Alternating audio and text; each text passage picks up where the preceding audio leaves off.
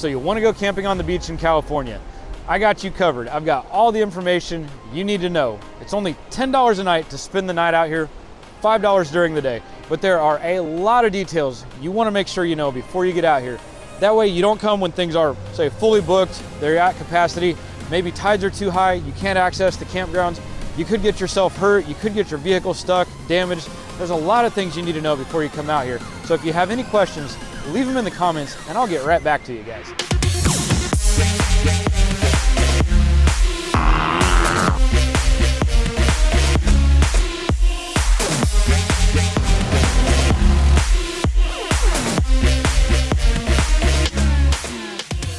I will give you all of the details that you need to know on the website on how to reserve a space and a time for yourself here at the end of the video. So let's just get started.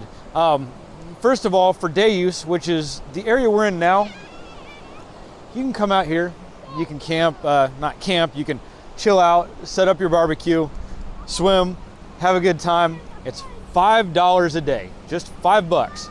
And there is actually no reservation for day use. The gates open up at 7 a.m.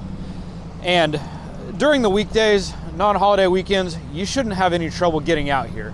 On the weekends and especially on holiday weekends, you want to be at the gate before 7 a.m. There will be a line, especially at like say 4th of July, be there 6:15, 6:30 a.m. just to make sure that you get in.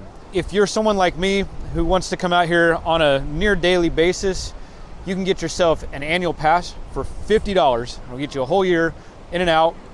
Again, no reservations. You don't get any special privileges, so you still have to wait in line like everybody else, but they'll just print you off a day pass and send you on your way. Now, for overnight camping, it's only $10 a night, and you will pay that at the kiosk right at the front as well. You can reserve online, and again, I will put all those details at the end of this video. Now, there is an additional one-time $8 fee for every stay if you're camping. So let's say you were to stay 5 days without reserving online, it would be $50.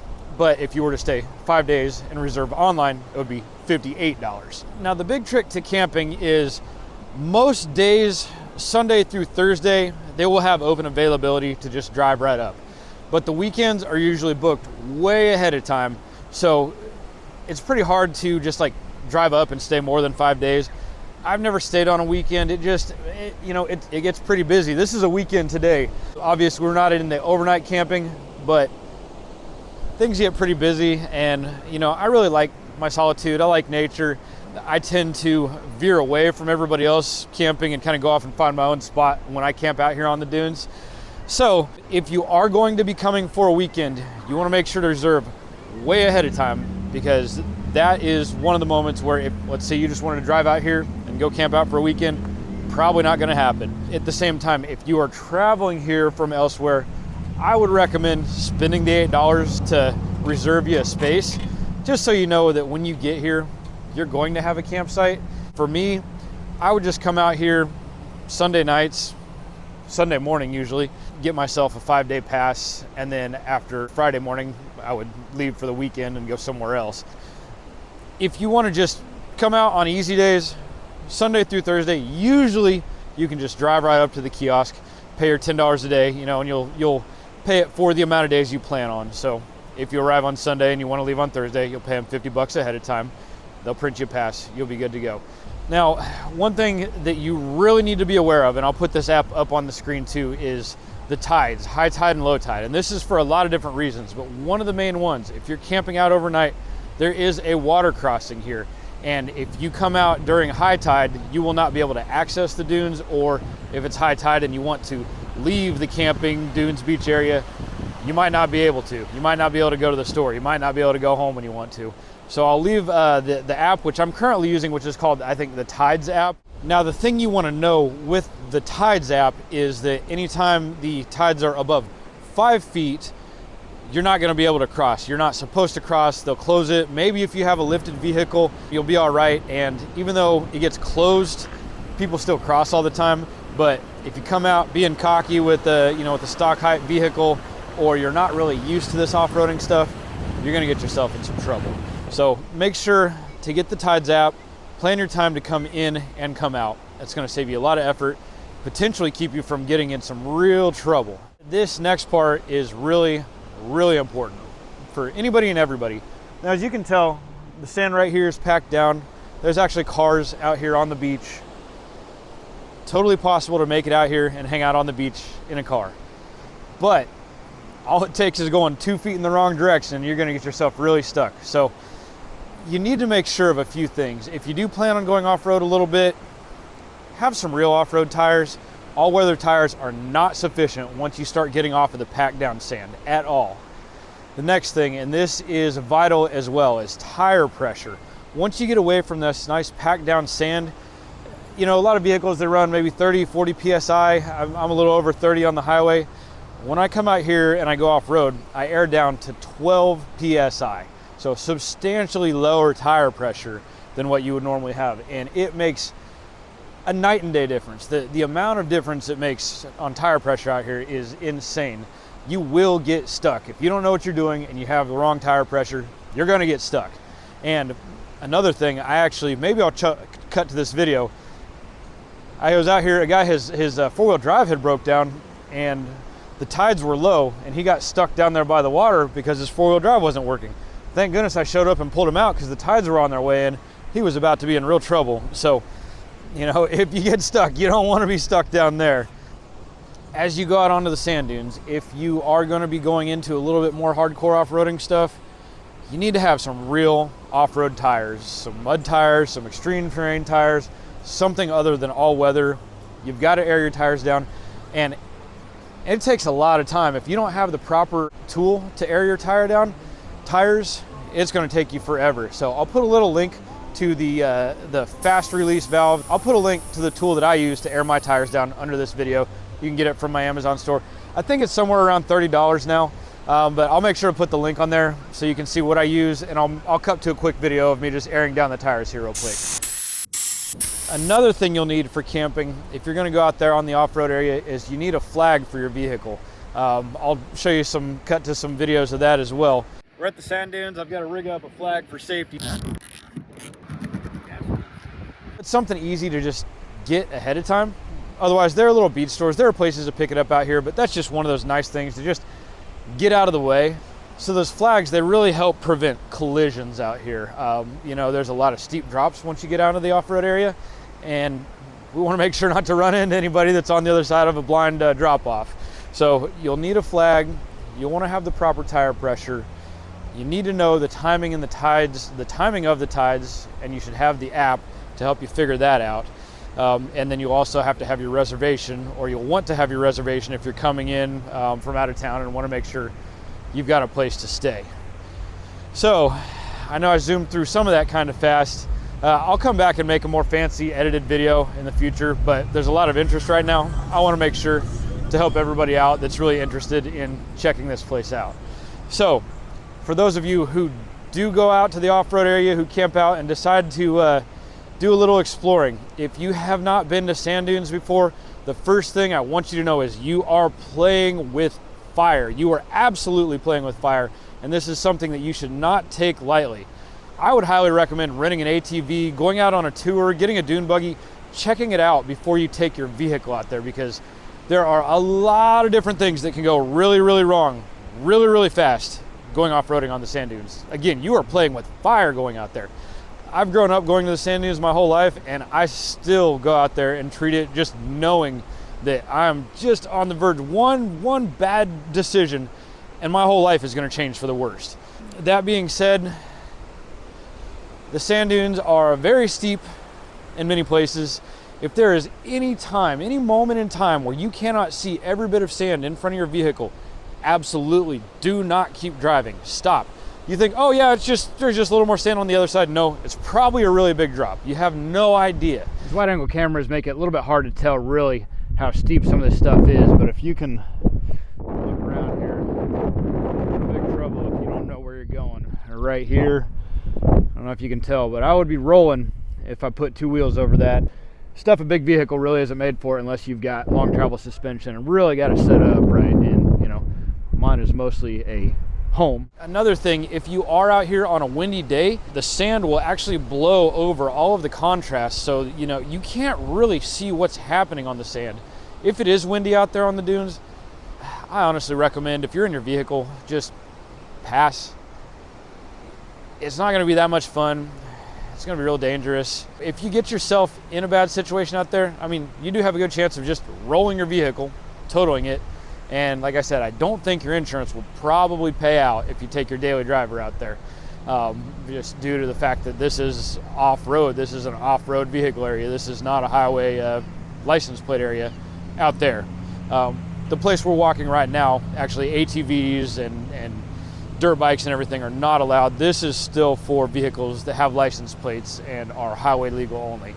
A little bit further down, once you cross the water crossing I was talking about, that's where you'll get out to the sand dunes and the actual campsites where you can have dirt bikes, ATVs, dune buggies, and pretty much whatever wild creation that you can come up with. Now, there's a lot of wild times out there. There's a lot of partying. It's not heavily regulated. I mean, it's pretty easy to get yourself a DUI, especially along here. They're really watching out for drinking and driving. Out there, be really careful of other people for a lot of reasons. They could be intoxicated. It's quite likely they don't necessarily know what they're doing. There are a bunch of rental ATVs out there. Again, there's a lot of blind spots. That's why we have flags, but that's not going to help everyone all the time. Back at home in the sand dunes where I grew up near in Oklahoma, there were a lot of collisions and there were deaths. Things got pretty gnarly.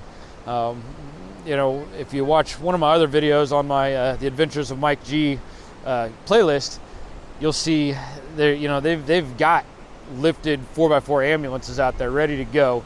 But it is a bit of the Wild West out here, really. It's a lot less regulated than some of the off-road sand dune areas, which, I mean, I personally like that, but you've got more liabilities in that type of circumstance as well. One of my buddies, he got his truck stuck out there one time, made a bunch of calls. It was going to be a couple $1,000s to get pulled out. So I think he finally got some friends to come, and help him out and get him out of there. But one of the most important things, super simple thing you can do to help protect yourself, is just bring a tow strap. Have one ready. People out here, especially out on the dunes, they do like to help out. At the same time, some of them get kind of tired of it because there are days where you might see a couple dozen people that have made bad decisions and gotten themselves stuck, like, sticking a Honda Accord over here in deep sand, or just, having a Porsche SUV trying to climb a sand dune, getting stuck 10 feet into it. There's the level of bad decisions you get to see out here. It's laughable. So don't be one of those guys. We'll jump over to some of the details to reserve a campsite here. So I'll bring up the website. It's reservecalifornia.com. And there's something very specific that you need to look up for to reserve your time here. And it's the Oceano Dunes SVRA. This is different than the regular campsites, which I think are $25 or $35 around. Actually camping on the dunes, it's $10 a night, like I said. I don't know the total length of nights. I think maybe 14. I've never camped on a weekend here. I'd just like to do Sunday through Thursdays when it's not quite as wild. And again, the amount of nights that you have, there will be an extra $8 fee added onto that by reserving online. Now, if you get out here late at night, one of the gates, the one that we're parked by, is closed. The gate that's closest to Pismo Beach. A little further down in Oceano here, that gate is open all night. Usually what I do, I've found there's a homeless guy that likes to come up and bug you when you're airing down your tires and try to give you info and hope to beg. So I like to drive out just down onto the sand dunes or down onto the beach, air my tires down right there, 50 feet onto the sand, and then head on out and make sure I have my flag installed. So if you show up late, the gate is still open, but they have rangers out that will come and get you to move very quick if you park anywhere between the gate and the water crossing. And that's because there's actually residential houses right behind that part of the beach. And there's kind of a dispute that's been going on, I think, for a long time here, because sadly, the beach gets abused. People leave trash. They're They can be loud, they can be crazy, and people that own these multi-million-dollar mansions right along the beach, at least some of them probably aren't really thrilled about some of the behavior and things that happen. You know, I probably wouldn't be either if I spent that much money on a home to have this beautiful view and then have people trashing it, being out right behind my house late at night, etc., etc. So make sure that if you come out late, you're here when the tides are at the right time, using the proper app, making sure that the tides are below 5 feet on their way down, and that when you get here that you drive straight out past the water crossing so the rangers don't show up and tell you need to get moving real quick. If you do get here and the tides are high, you can park out front and wait out the time right at the gate. You know, there are some no parking signs, but I do see vehicles lined up along there all the time waiting until the tides are at the right place. And again, make sure you know when you want to leave, because if the tides are super high and you're on your way out, that can get you in real big trouble too. You're going to be stuck. Now, you know, I always come out in my little presidential overlanding SUV that I created. You can park a big camper out there. I see plenty of big trucks that pull them out there. Be very aware of where the tides are coming. I've seen a lot of videos and pictures and seen news while I've been out here of times when people park their campers too low. The tides come in high, they didn't check their app, and their vehicle gets totaled. And once again, I doubt the insurance is going to pay out in that situation. I don't know how that works on campers, really. I'm not an insurance agent. But, you know, this has got to be, like I said, one of the coolest places in the United States of America. Whether you want to come out during the day, I mean, people are out here. I come out here at sunrise. People are out fishing. People are out here working out. I bring my weights out to the beach and work out on the beach sometimes. It just is an amazing space. Now, here's a really good example. I know we're looking into the light a little bit, but see if you can see behind me here, we got people taking horses out on the beach. You know, and again, town's right here. You have access to everything you need. Right back here is Pismo Beach, so you've got all your tourist stuff real close by. It's only $5 to get out here. You know, if you're wise, don't do anything stupid. Don't be getting drunk and driving around. They're pursuing that. And, you know, I mean, it's not good for you either. Take care of yourself. Be safe. Be healthy. Come out here and just enjoy this, because how many places in the United States of America can you pull up, park on the side of the ocean, have really cool custom off-road vehicles coming by you, people having fun, being happy, set up your tent. People come out with their campers just in the day use area and basically bring their living room out here. It is just an amazing spot. And for off-roading, wow, what a cool experience for off-roading. You can't do anything like this hardly anywhere else. I mean, the sand dunes come right up to the ocean. It's just amazing. So guys, I hope this has given you a little bit of good information. Again, check out that website for more info. Feel free to call them. Leave comments, ask me questions. I would love to help out, you know, because this is not a secret. People get mad at me for like sharing this place online like this is some kind of secret. Thousands of people come here a week. This is an awesome place, and I want to make sure that you get a chance to experience it, because it really is really, really cool.